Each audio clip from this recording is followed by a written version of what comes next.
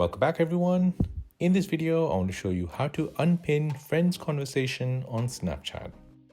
Due to the limit on 3 pinned friends, you likely need to unpin someone on Snapchat sooner or later to make room for someone else. Fortunately, unpinning people on Snapchat is straightforward. So, open up your Snapchat app. Now tap on the chat tab at the bottom to see your friends list. Long press on a contact who you want to unpin at the top of this chat window. Tap on the chat settings at the bottom.